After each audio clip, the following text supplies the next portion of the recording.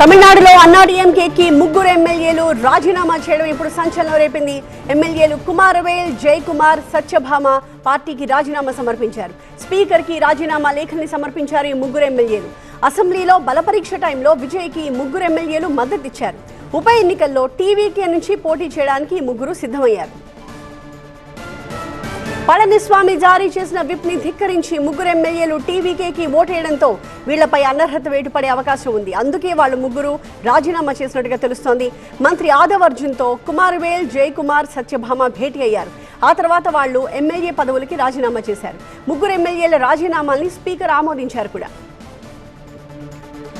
ప్రతినిధి మురళి దీనికి సంబంధించి మరింత సమాచారం అందిస్తారు. మురళి, మంత్రి ఆదవ్ అర్జున్తో భేటీలో ఈ ముగ్గురుతో మంత్రి ఏం చెప్పినట్టుగా తెలుస్తోంది? నెక్స్ట్ జరగబోయే ప్రాసెస్ అంటే ప్రస్తుతానికైతే మాత్రం ప్రభుత్వం ఏర్పాటైంది, బల పరీక్షలో నెగ్గింది. అయితే రాబోయేటువంటి రోజుల్లో సుస్థిరమైనటువంటి ప్రభుత్వాన్ని కొనసాగించాలంటే మాత్రం పూర్తి స్థాయి బలమైనటువంటి బల ప్రదర్శన అనేది, అంటే ఆ సంఖ్యా బలం అనేది ఉండాల్సినటువంటి పరిస్థితి. ఇప్పటికే వామపక్షాల నుంచి ఎప్పుడైనా సరే ప్రభుత్వాన్ని కూల్చేస్తామనేటువంటి హెచ్చరికలు వస్తున్నటువంటి నేపథ్యంలో టీవీకే సొంత బలాన్ని పెంచుకోవాల్సినటువంటి అవసరం ఉంది.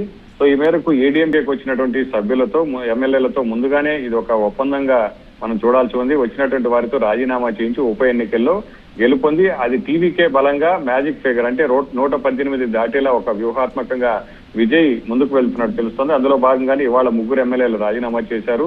అయితే మరికొంతమంది ఎమ్మెల్యేలు కూడా రాజీనామా చేసి ఉప ఎన్నికలకు వెళ్లేందుకు సిద్ధమైనట్టు తెలుస్తోంది. మొత్తం ఆ రోజు 20 మంది ఎమ్మెల్యేల మద్దతు తెలిపితే అందులో ముగ్గురు ఇవాళ ఎమ్మెల్యేలుగా రాజీనామా చేశారు. రాజీనామాకు స్పీకర్ కూడా ఆమోదం తెలిపారు. అయితే ఇక ఉప ఎన్నికలకు వెళ్ళడానికి వీళ్ళందరూ కూడా పూర్తి స్థాయిలో సిద్ధమైనట్టే మనం చెప్పాలి.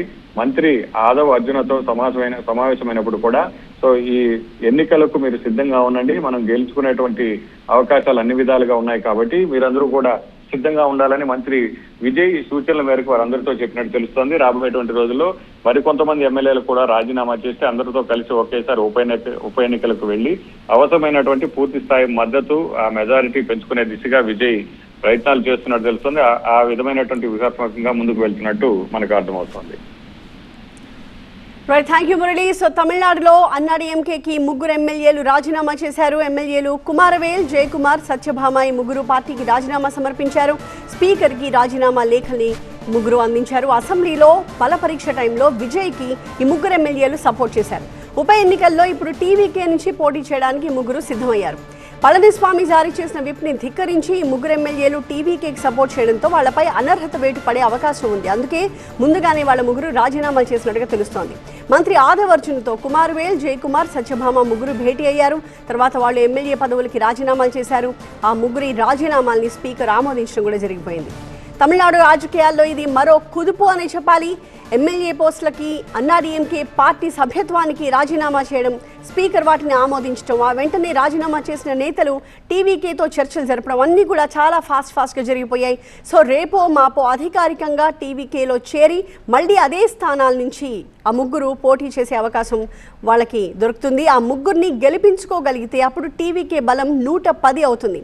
ఇక విజయ్ వదిలేస్తున్న రెండవ స్థానం తిరుచి ఈస్ట్లో కూడా టీవీకేనే గెలిస్తే అప్పుడు 111 మంది బలం ఉంటుంది టీవీకేకి. ఇదంతా కూడా టైం పట్టే ప్రాసెసే. కానీ ఇవాల్టి పరిణామాలతో అన్నాడీఎంకేలో నంబర్స్ అయితే ఖచ్చితంగా మారిపోతున్నాయి. అన్నాడీఎంకే తరపున మొత్తం 47 మంది గెలిచారు. ఇందులో పళనిస్వామికి మద్దతుగా 27 మంది మాత్రమే ఉన్నారు. మిగిలిన 17 మంది ఎస్పీ వేలుమణి, సివి షణ్ముగం చేతుల్లో ఉన్నారు. వీళ్లలోనే ముగ్గురు టీవీకేలో చేరడానికి సిద్ధమయ్యారు. మరో 5గురు మాత్రం పళనిస్వామి గ్రూప్కి జంప్ అయ్యారు.